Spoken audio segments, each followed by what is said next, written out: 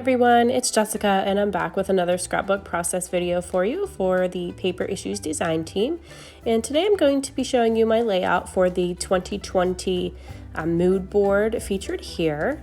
And you can find that in the Facebook group. It's called the Paper Issues Friends and Fans group. And you can participate all month long in our challenges in order to have a chance to win prizes.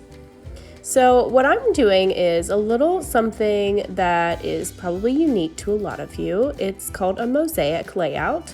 And these used to be popular kind of a little bit further back, but I still love to do them from time to time.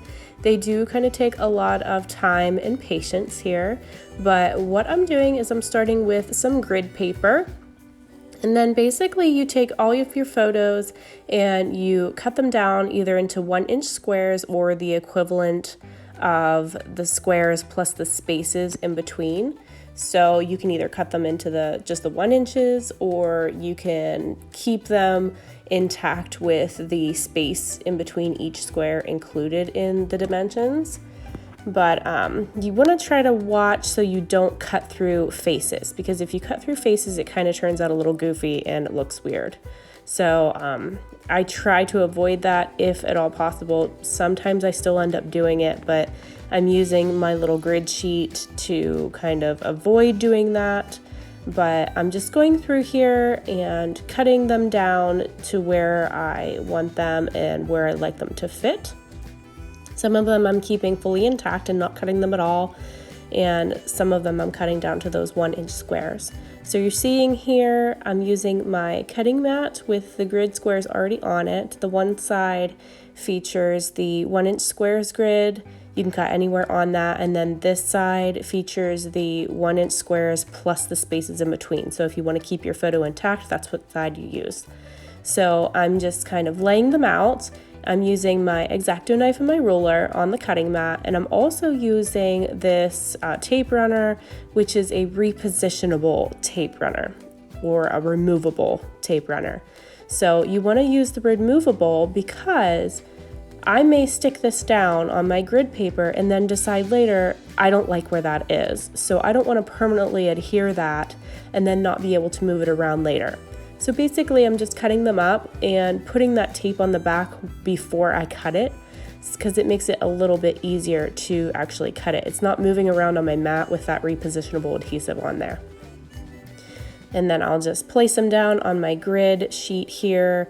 Some of these photos I'm going to mat. I do mess a couple of them up when I'm cutting, and I was originally going to cut them down to 1-inch squares, but then I was going to cut through his face on this one, so I decided to just keep it as a whole and just mat it, which I actually like doing that from time to time anyways, so it's totally okay. Anything goes here. So some of these, sometimes I choose to pop them up with foam squares or dimensional pop dots. That kind of puts a unique effect to them as well. And I like to just add some little things in here and there wherever I need to fill in spaces, like that big title, "We're in this together." I put that there just to fill in the spaces because I just had some odd space there. Those are 1-inch squares in between those photos that I have, so I had to fill it in with something, and I didn't want to do just plain squares or something, in each individual square. So that's how I fill that in, and I love that title and I wanted to use it. So I'm actually using some embellishments by Simple Stories from the Quarantine Life collection, and I'm using some Jen Hadfield from her, I believe it's the Homemade collection as well. So I'm just pulling little bits and pieces out for that. I'm cutting my photos down, trying to just arrange them where I think I want them to go, and moving them around as I see fit. These are various items in here and a couple memes that I have printed off during the quarantine phase whenever we were on lockdown.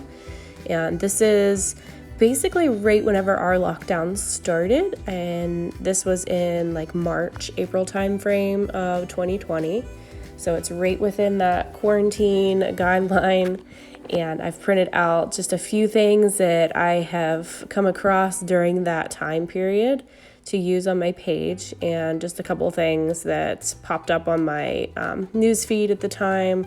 So I'm just cutting them down to fit and filling in all of those little spaces and squares. So you can really have fun playing around with these. I mean, it does take some time. It's tedious. It requires a little bit of patience to cut them down like this, but the end result is just absolutely amazing. I have done these layouts with just simple one square layouts where I cut all of them down to 1-inch squares for the entire layout, and it just looks so neat. I absolutely love them. So even though it's a lot of work, the end result is, like I said, it's totally worth it in the end. So I'm actually using some little bits in here from the Keeping It Real collection as well from Pinkfresh Studio, because this collection is just perfect for all of these quarantine events that happened here in this lockdown time frame. So I am going to kind of fill these squares in and cut my photos down here. I end up cutting through my face on this one, but it's just me, so I don't really care. If it was my son's face on that top one, I would care a lot more. But since it was just mine, I think it's gonna be fine. That photo in the bottom left is actually when I first had my second baby, and my firstborn child thought it was just absolutely hilarious to put his Mr. Potato Head parts on top of the baby. So you see the little hat is on his back, and the little butt flap is actually on the baby's butt, which he just thought was absolutely hilarious and had so much fun with that.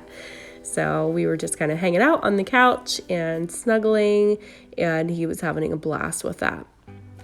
So that was one of the things that we did. Another thing that we did was my husband had to take us for car rides just to make me get out of the house. He said that I was too cooped up in the house and I needed my outing time. So he would take us all for car rides, and we would just go do simple things like take recycling, or, you know, just go drive around and just see the sights, just to get out of the house since we couldn't visit family or actually go anywhere at the time. So this is where that repositionable adhesive comes in handy, like I said, because here I'm really moving things around. I'm not fairly certain where I want these items to go, and I'm kind of messing around with these embellishments and just picking different things out and kind of smushing them here and there where they belong. So I'm really moving a lot of things around at this point. So that is where it's nice that you can pick them up and move them, and it's not going to make a mark on your page or rip the paper because you've used that repositionable adhesive. So in the end, you'll want to go back through and actually lay everything out and use your permanent adhesive. That way nothing will move in the end of this. So here I'm actually going to fill this in. I've matted it and left some space there for some journaling, and I'm just going to write down here about how my husband took us for car rides to get us out of the house. So that kind of fills up those other two kind of weird squares that were left behind there and left to be filled in. So I'm just going to adhere that down with some permanent adhesive from my ATG gun.